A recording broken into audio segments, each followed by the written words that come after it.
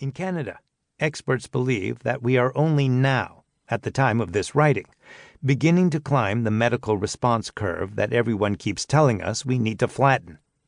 It would seem that we're slightly out in front of the virus in terms of saving our ICUs from being overrun, for the moment.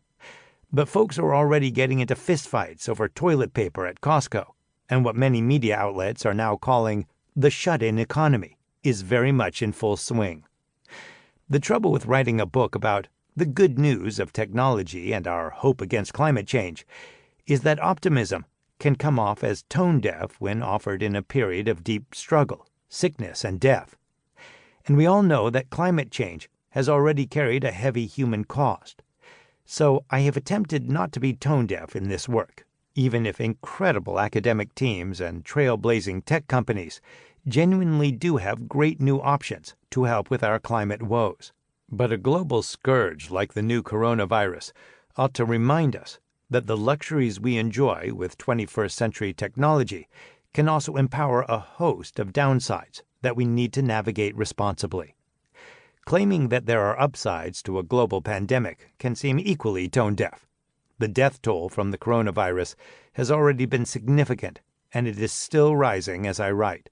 I have not yet personally suffered the death of a loved one due to complications from COVID-19, so striking a connection with anyone who has suffered will be difficult. I cannot claim to feel that pain, nor any sense of such a profound loss. But in assessing the impact of this virus from a carbon emissions perspective, and from a view of new tech developments over the years, I'd like to offer some glimmers of hope to consider if you are still listening to this book in a world beset by mandatory social distancing. From a climate standpoint, the slowing and stoppage of industrial activity following lockdown orders has caused carbon emissions to plummet around the world, and even more dramatically as fewer folks are driving to their jobs or going away on weekends.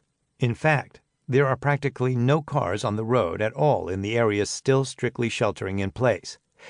Fewer people are using energy-intensive resources in our cities, and several carbon-heavy industries have all but ground to a halt, which in terms of reducing our emissions has been a temporary reprieve for the environment. Satellite imagery has allowed scientists to verify that lockdowns and quarantines have had this pronounced effect on reducing emissions. And again, sickness and recession-induced carbon reductions are nothing that those of us who care about the planet ever hope for. But between the time that China locked down their affected cities and right now, in mid-April 2020, as I write this piece, China's emissions dropped by a full quarter. Coal consumption at power plants was down by 36% without China's massive industries in operation. That is really quite significant. China contributes roughly 30% of our global carbon emissions every year. A drop that stark is akin to more than half the entire annual emissions from the UK alone. Every virus-induced stoppage in industrial activity, electricity production, or transportation has resulted in a net loss of carbon emissions worldwide. Commercial air travel, for example, which contributes roughly 2% of the world's carbon emissions, plunged as travelers stayed home. Compared to previous years, data provider OAG reported that aviation reductions departing from mainland China dropped between 50 and 90% capacity throughout quarantine periods. And when many other nations' borders were closing to prevent incoming infections, those who sought to travel were restricted from doing so. As major events within countries were canceled to prevent the spread of the virus, the number of flights was reduced even further.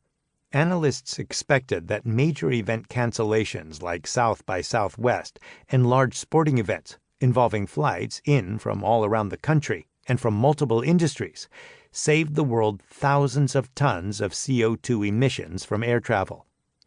As New York State swelled with coronavirus cases and social distancing efforts went into fuller effect, an estimated 10% drop in CO2 emissions over the city occurred.